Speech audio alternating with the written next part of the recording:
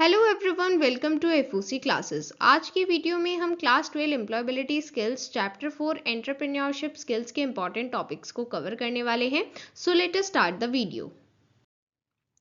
First of all, the word entrepreneur is derived from the French word जिसका मतलब होता है टू अंडरटेक। सो यहाँ पर ऐसे क्वेश्चन जनरली नहीं पूछे जाते हैं, पर अगर पूछ लिया जाए कि एंटरप्रेन्योर जिस वर्ड से डिराइव किया गया है उसका मतलब क्या है तो आपको पता होना चाहिए। ठीक है, देन यहाँ पर क्या इंपॉर्टेंट है, यहाँ पर इंपॉर्टेंट है एंटरप्रेन्योरशिप की डेफिनेशन, बिकॉज ये पीवाईक्यू का पार्ट है। सो प्रीवियस ईयर क्वेश्चन में ये particular definition fill in the blank की फॉर्म में पूछी गई थी। ओके, सो देखिए यहाँ पर मैं आपको ये सभी चीज़ें इसलिए बताती हूँ सो दैट आपको ये आइडिया पता चले, ये चीज़ आपको पता रहे कि किस तरह के क्वेश्चन पूछे जाते हैं एंड कौन से टॉपिक से पूछे जाते हैं।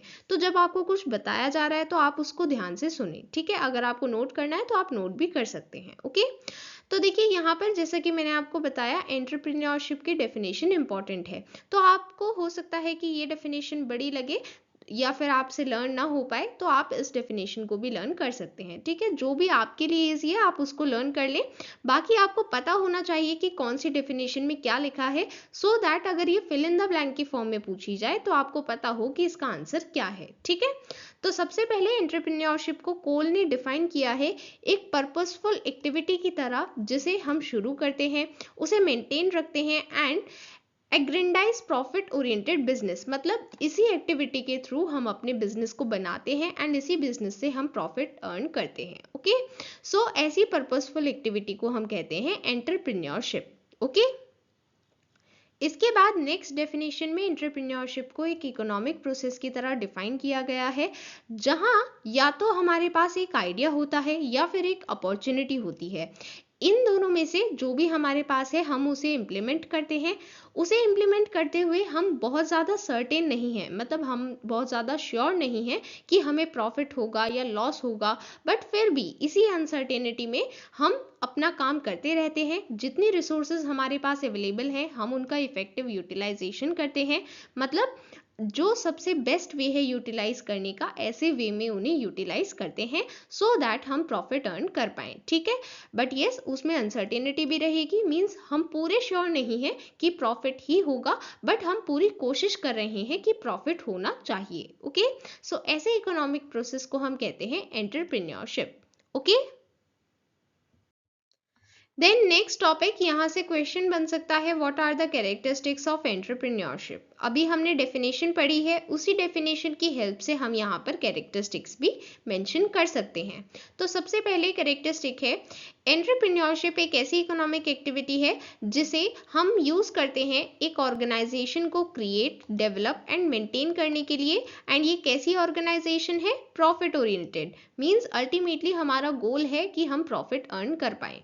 Then it begins with identifying an opportunity, जैसा कि अभी हमने डिस्कशन किया था, या तो हमारे पास आइडिया होगा या फिर एक अपॉर्चुनिटी होगी।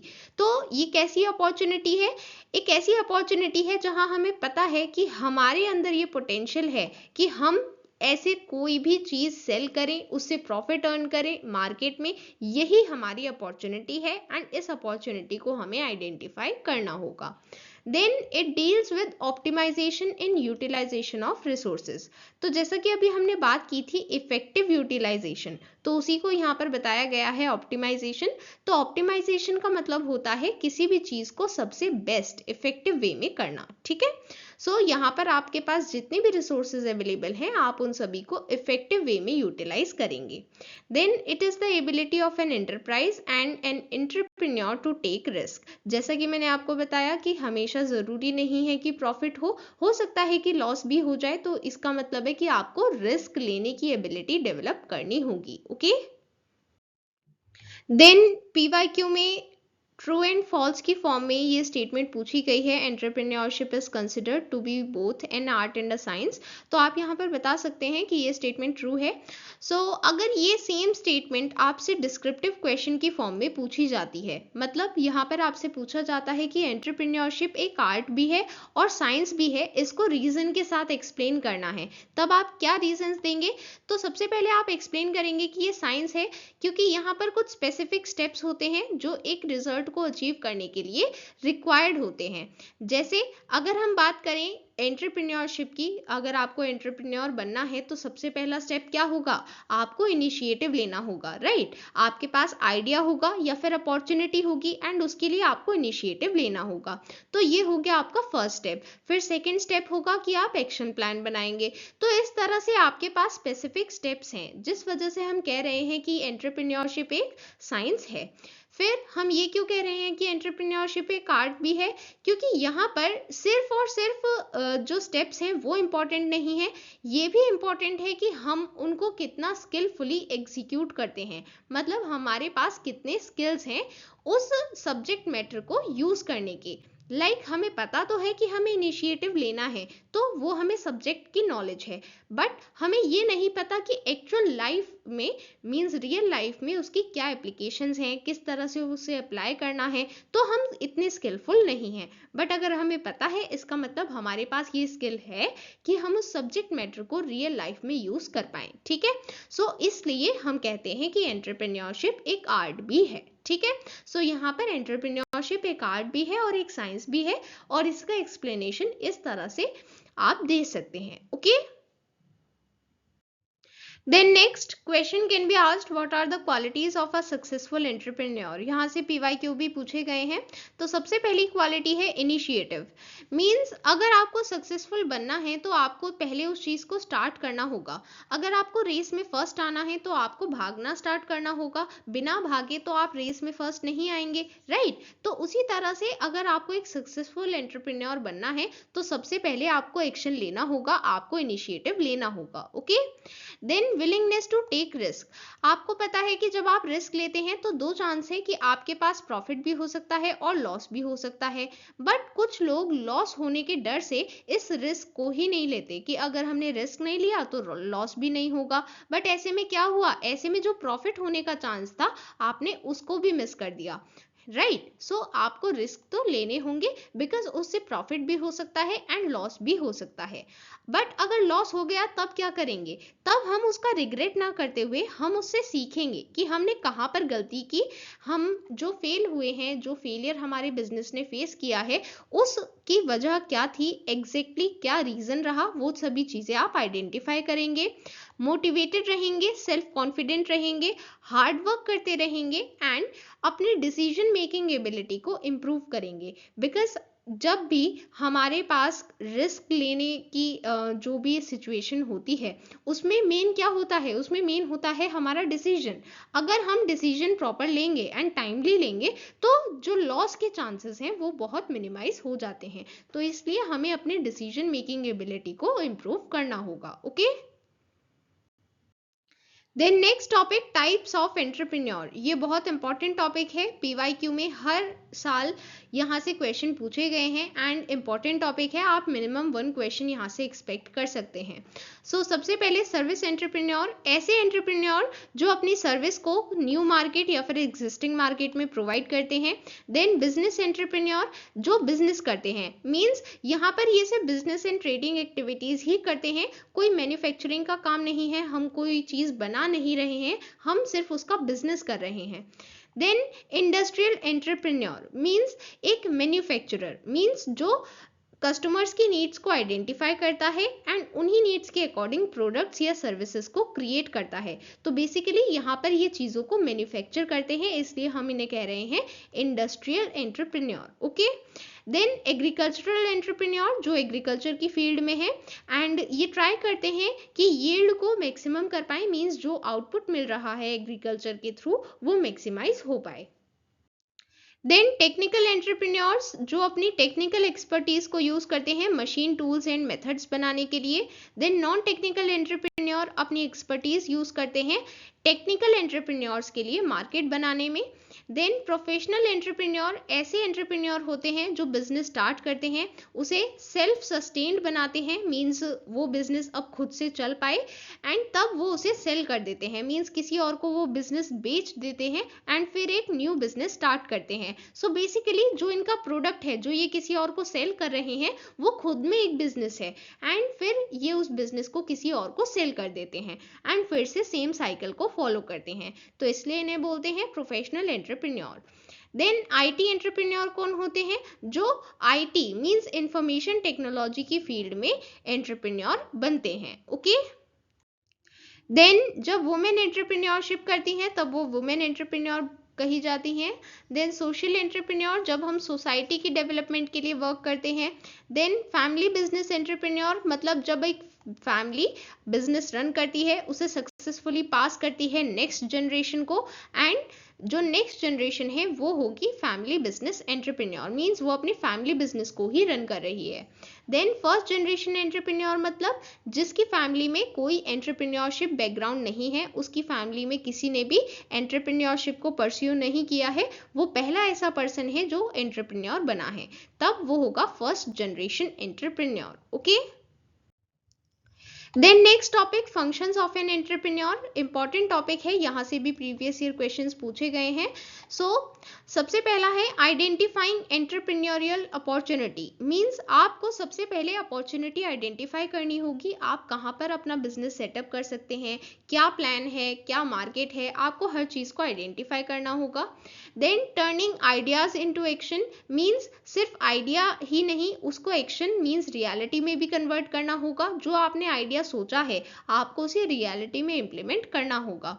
देन फिजिबिलिटी स्टडी, मींस हर चीज कितनी फीजिबल है आपको उसकी भी स्टडी करनी है। देन रिसोर्सिंग मींस जितनी भी रिसोर्सेज रिक्वायर्ड हैं, रॉ मटेरियल, मनी, हर चीज का अरेंजमेंट आपको करना होगा।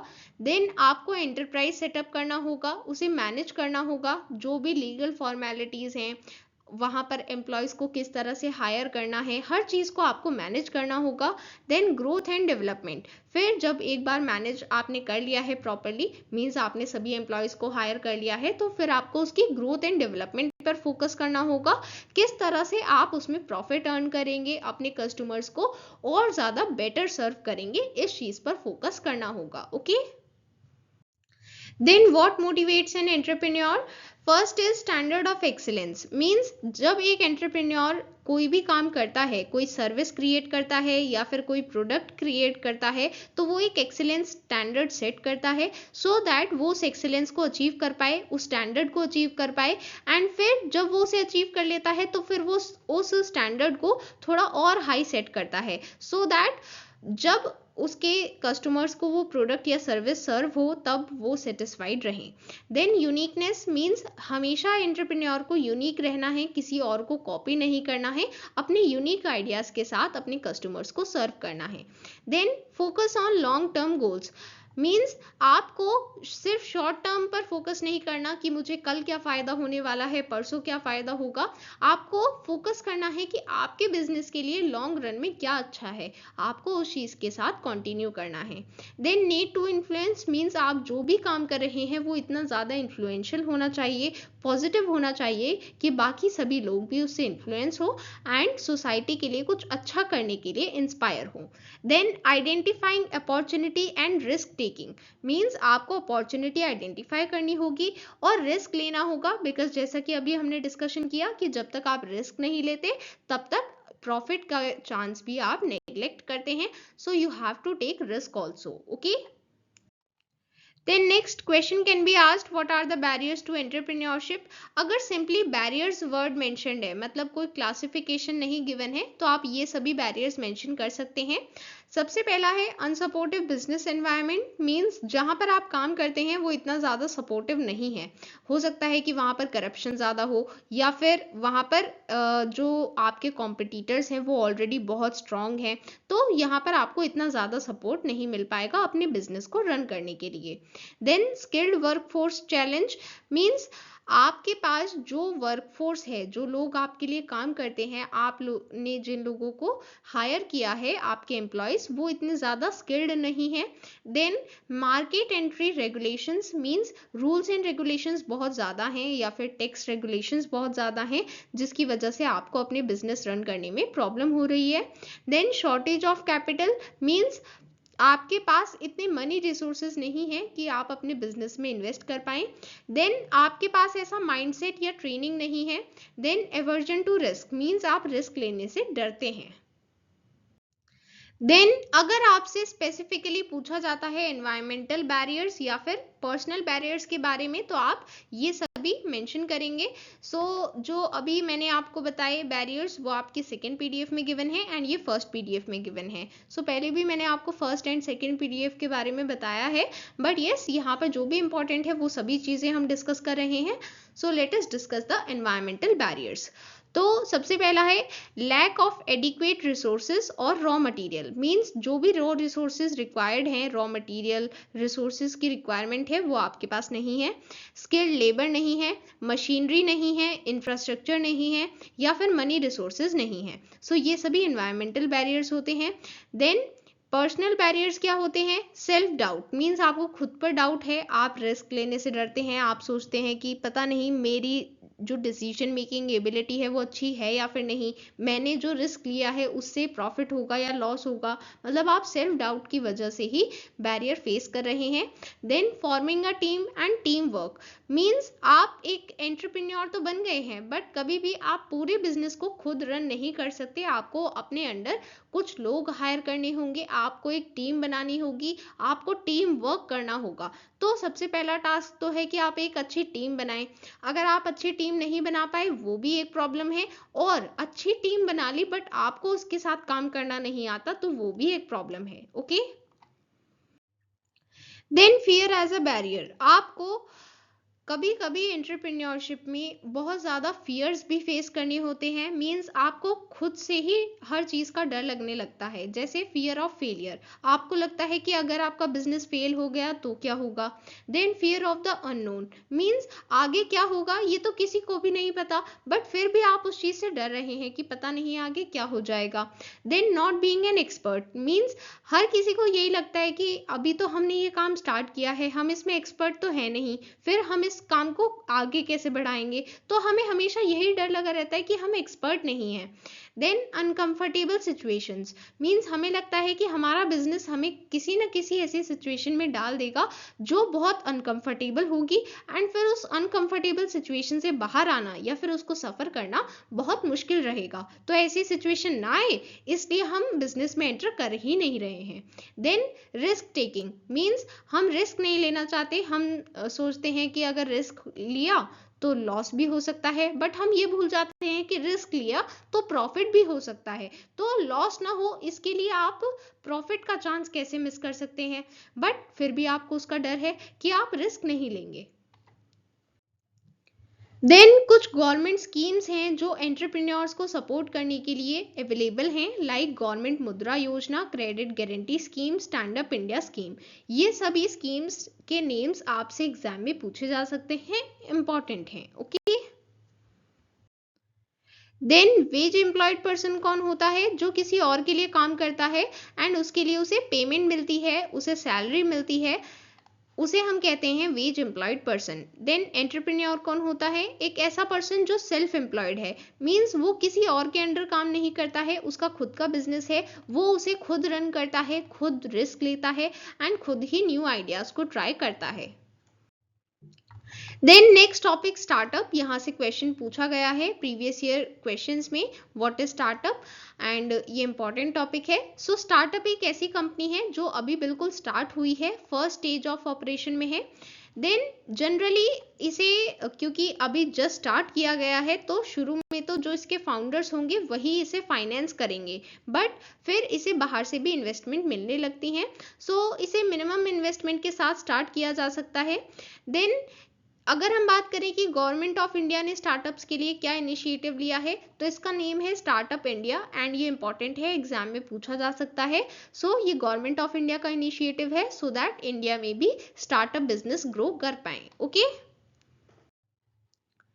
Then next topic attitudes of an entrepreneur. ये चार्ट आपकी हेल्प करेगा, एंड इस चार्ट में 5 एटीट्यूड्स गिवन हैं, साथ ही डेफिनेशंस भी गिवन हैं, आपको लर्न करनी है।